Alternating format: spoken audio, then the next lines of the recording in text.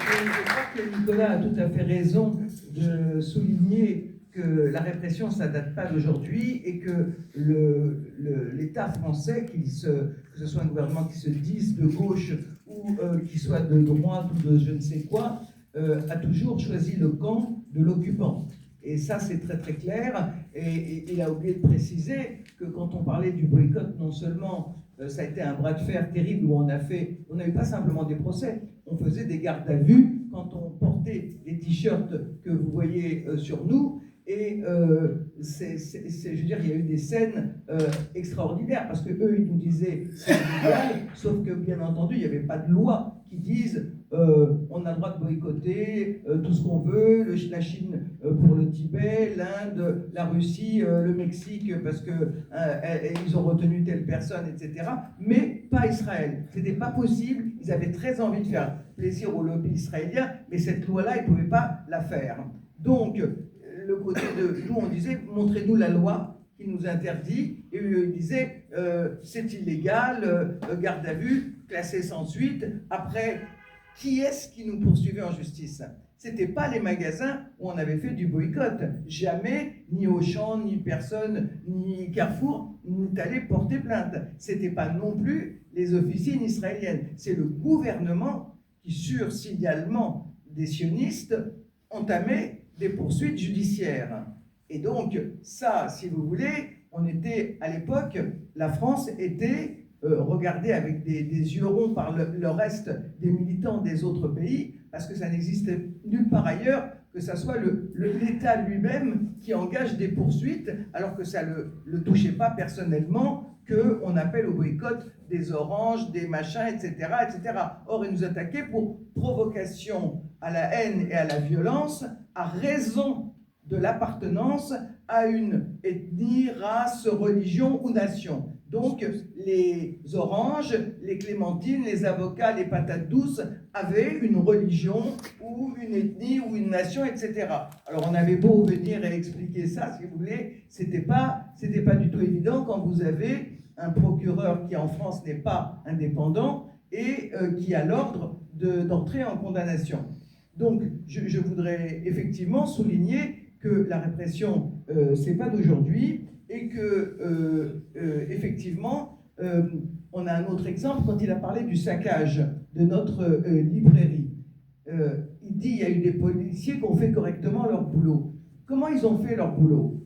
En fait, juste après être rentré à 5 avec une arme au poing et avoir saccagé la librairie, avoir mis des milliers de livres par terre et les avoir arrosés d'huile pour que ça soit complètement... Donc, tout est cassé, des ordinateurs et la caisse de la librairie.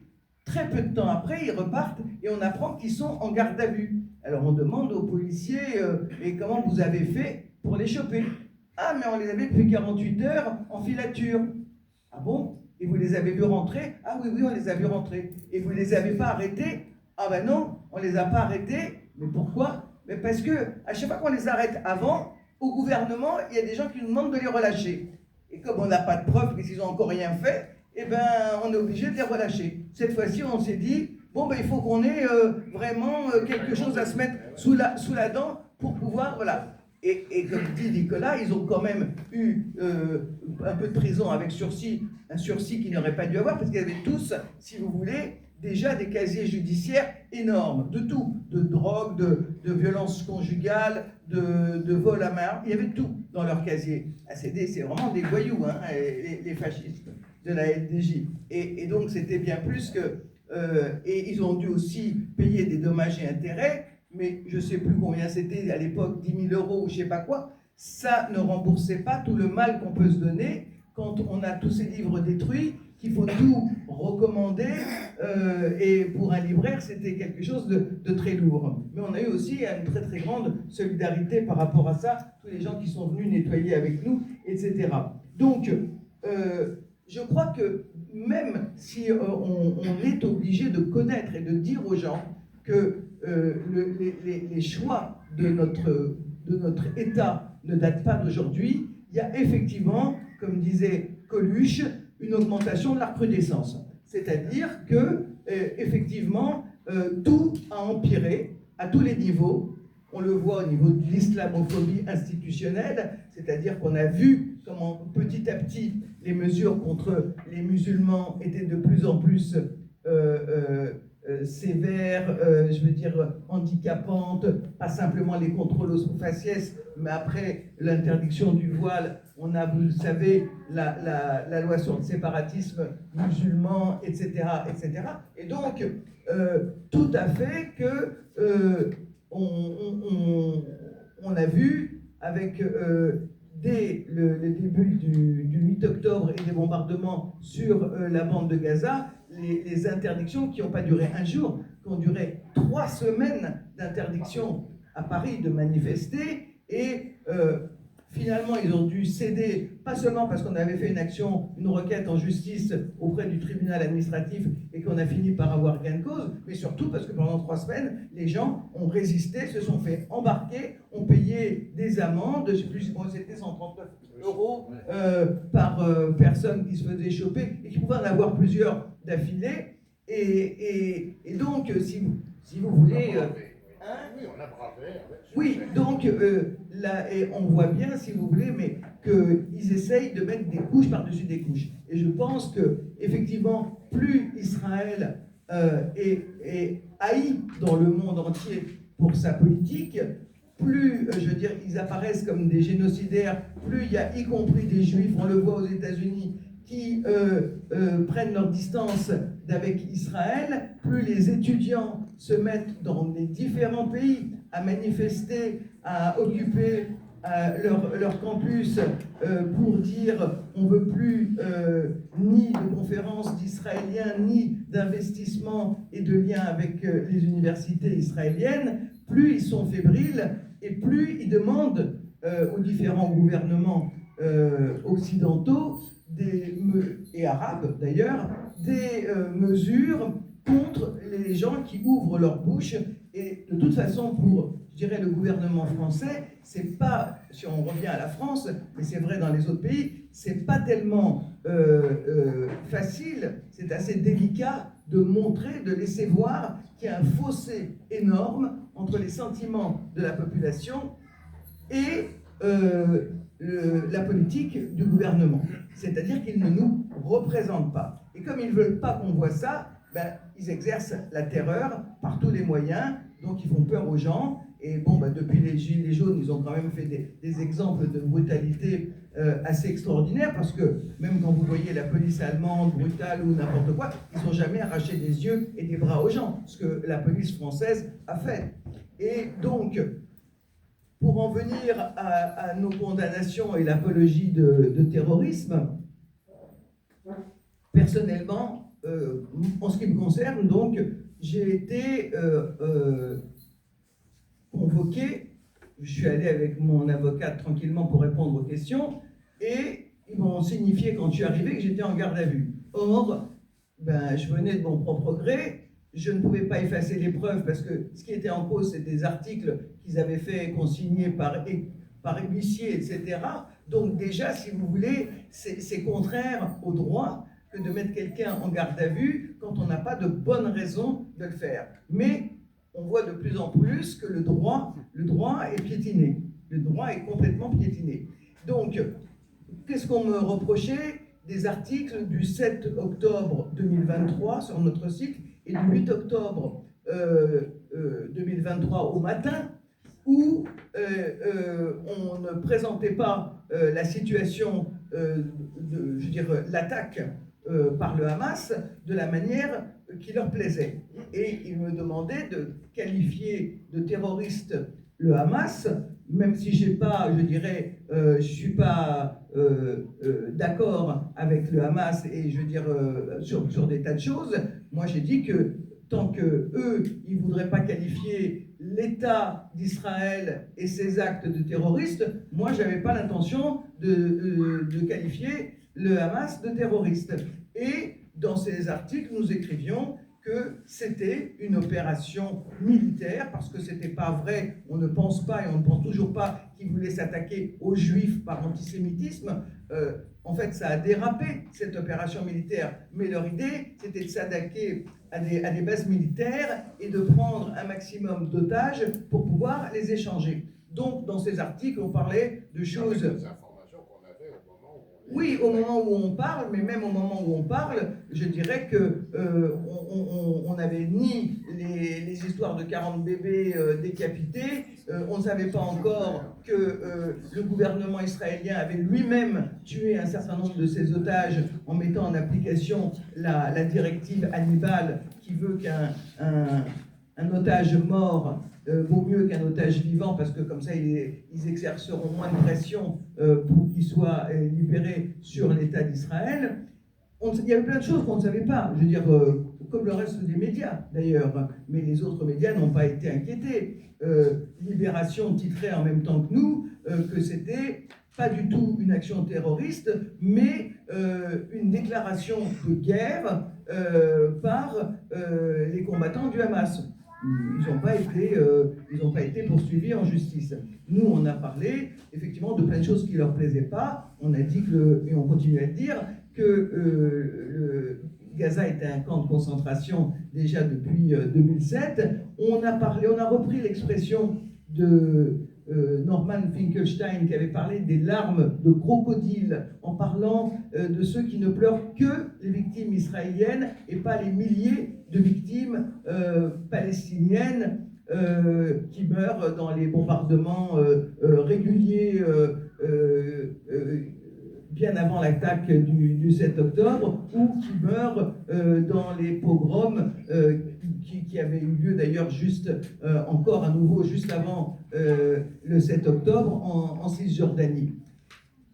Donc, en fait, il n'y avait rien qui leur plaisait dans nos articles, et on a eu en plus une juge qui a dès le départ fait un procès à charge, c'est-à-dire que on ne sait pas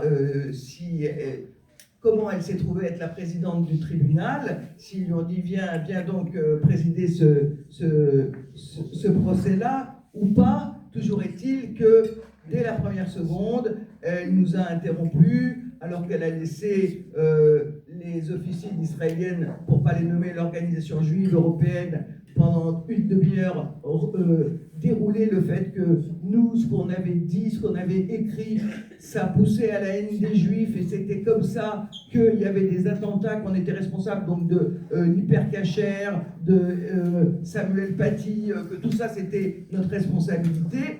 Donc on a eu notre résultat, comme vous le savez, un mois plus tard, ça c'était le 26 février le procès, et le 26 mars, on était condamné, j'étais condamné en fait pour Euro-Palestine à 24 mois de prison avec sursis, et à être inscrite sur les fichiers des auteurs d'actes, d'infractions terroristes, et que je ne pourrais pas remplacer Macron parce que pendant 5 ans, je suis inéligible. Alors, bien entendu, j'ai fait appel et on ne connaît pas la date de l'appel. Nicolas, lui, peut... Oui, t'en diras 2 mots si tu veux, mais il a été mis en garde à vue pour la même raison d'apologie de terrorisme. Lui, c'était pas de l'écrit, c'était de l'oral. Il avait prononcé dans une intervention le mot résistance armée, et ces 2 mots accolés, ça passe pas. Donc, il y a, si vous voulez, un problème qu'il faut savoir, c'est que on peut dire des choses encore, on peut encore parler de résistance, on peut encore parler de génocide, même s'ils ne sont pas d'accord avec nous, mais on ne peut pas remettre en cause le narratif du 7 octobre.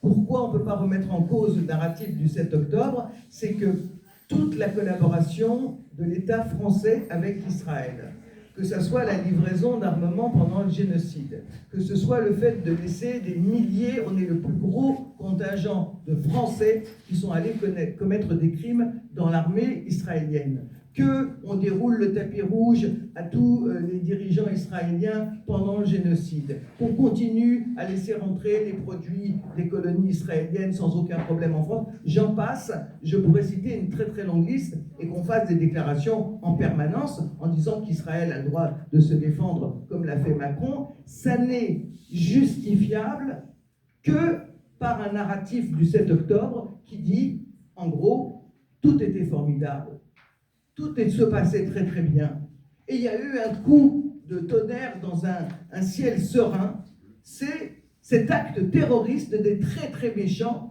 Hamas, et sinon, ben voilà, avec des civils qui ont été tués, ils sont venus pour tuer des juifs, deuxième holocauste, deuxième Shoah, en gros, et vous êtes en train de défendre l'attaque des juifs et de la Shoah.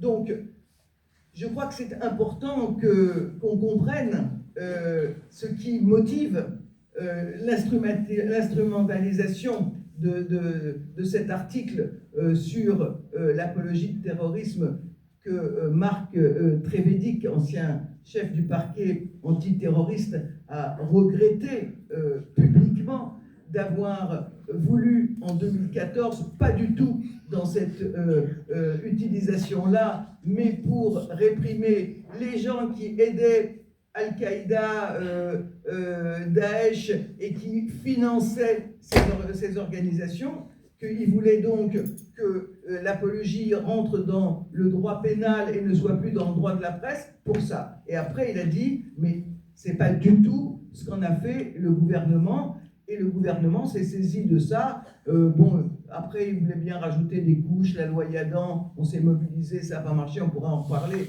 etc.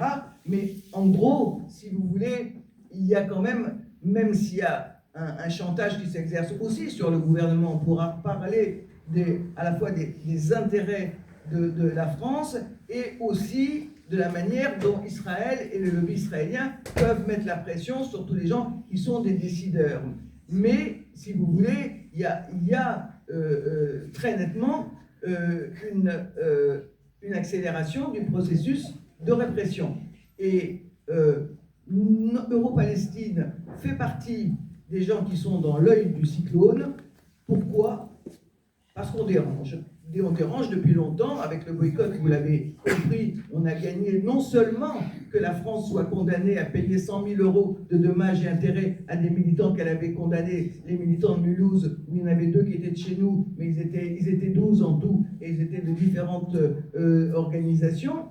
Mais en plus, la CEDH, la Cour européenne des droits de l'homme, elle a émis un jugement qui est valable pour l'ensemble des pays européens, plus largement que l'Union européenne, l'ensemble des pays européens, c'est-à-dire même le Royaume-Uni qui est sorti de l'Union européenne ou la Russie. C'est une législation qui s'impose à eux, qui est la suivante: à partir du moment où il n'y a ni violence, ni propos racistes, on ne peut pas empêcher les gens de faire le boycott ou d'appeler au boycott d'Israël et de ses produits. Ça, si vous voulez, c'est... Bon, je veux dire, cette victoire qu'on a remportée, parce qu'on a poussé là où d'autres disaient « Ah non, on préfère pas y aller, ça risque d'être encore pire, etc., de faire une jurisprudence, etc. » Nous, je veux dire, on a obtenu cette victoire, et c'est une victoire, comme l'a expliqué Nicolas, une victoire de 10 ans facile, de bras de fer, puisque en fait notre premier procès sur le boycott, il était en septembre 2002. Mais les entrées spectaculaires dans les magasins avec les t-shirts verts pour enlever des rayons tous les produits exportés par Israël, les mettre dans des caddies, etc., les choses qui ont marqué les gens et qui ont lancé le boycott dans le monde entier, ça a été juste après ce qu'ils ont appelé plomb durci en 2009, les bombardements sur Gaza, et qui ont marqué les gens et fait que enfin le boycott devienne quelque chose qui se fasse largement et assez populaire. Et on pourrait parler peut-être dans la discussion de comment concrètement on peut mener des actions de boycott. Alors,